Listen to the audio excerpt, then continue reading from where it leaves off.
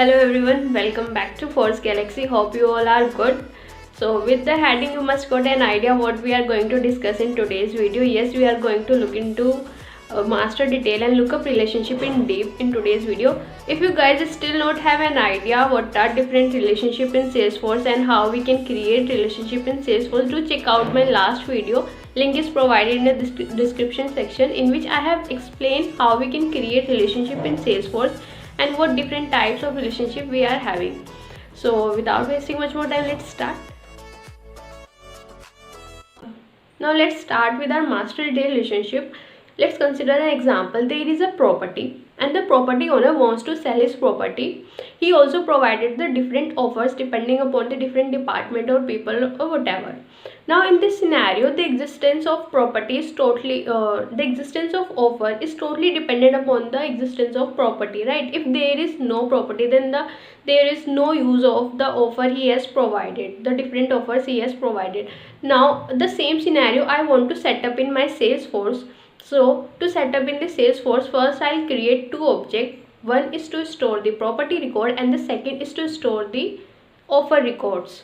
Now the second thing is I have to link these two objects, and for which I have to create relationship between them. Now according to my scenario, the offer is totally depend upon the property, and in this scenario when I want that the master record control all the child records, or the existence is totally dependent upon the master record, will go with our master detail relationship. So I will create master detail relationship between these two objects. Now the third question comes, where to create this master detail relationship field. So every time we'll create this field on the child object, that is I will create this lookup or master detail relationship field on my child, that is offer object.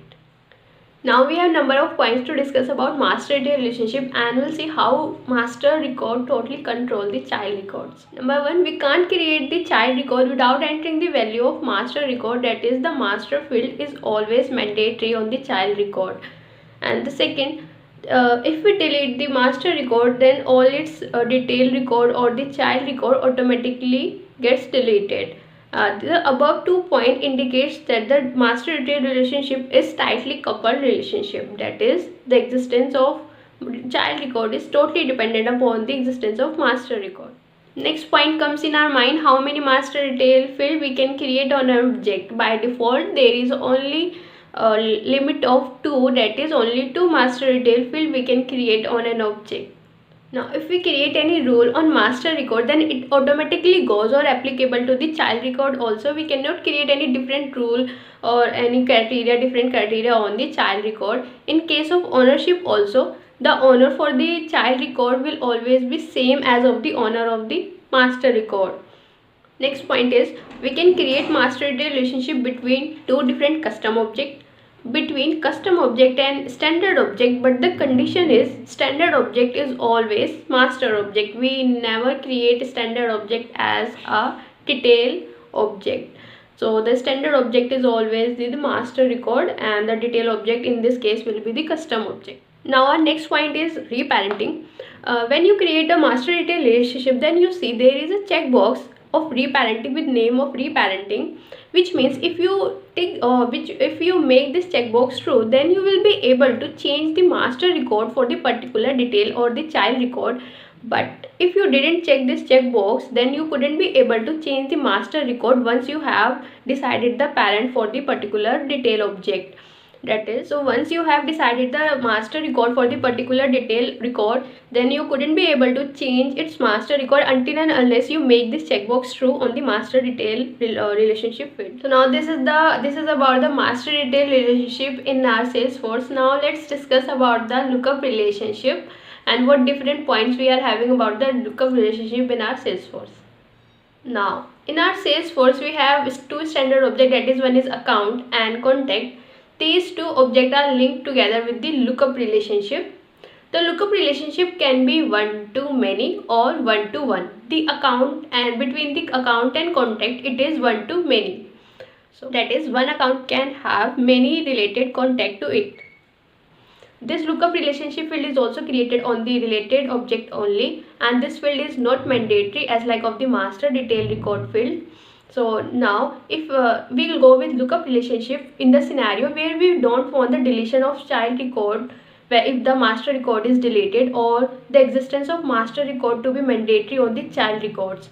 So this indicates that this relationship is loosely coupled. Now the question comes in our mind, how many lookups we can create between the customer, between the two objects. Then the system is limited with maximum 40 lookups, in which 2 are master detail relationship. If we don't want a master detail, then we can go with 40 lookups on a custom object. Here each child has an owner and is not related to the parent record. There is no security or inheritance between the parent and the child records. Here the child rules or the parent rules can be same or can be different. Here you can change lookup value whenever you want. Here is no condition like we have in the master relationship of reparenting. Here whenever we want to change the value of lookup, we can change.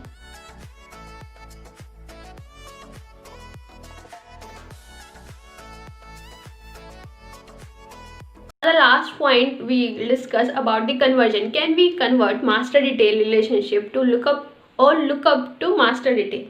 As we above in the above we have discussed that master detail is tightly coupled and lookup is loosely coupled. So we can easily convert master detail relationship to lookup, because in lookup the lookup field is not mandatory. But when it comes to conversion from lookup to master detail, then we have to ensure that all the lookup records should the lookup field should have value. Then only we can able to convert, because in master detail the master field is mandatory.